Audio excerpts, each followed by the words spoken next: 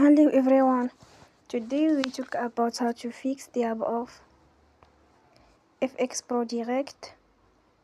We will go to settings,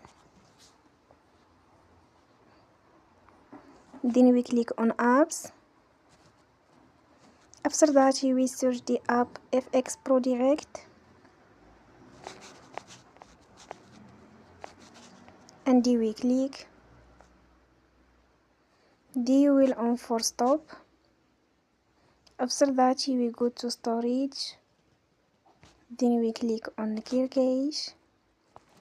You will go to Play Store and you will update your app. Don't forget to support us by like and subscribe. See you next time and thank you for watching.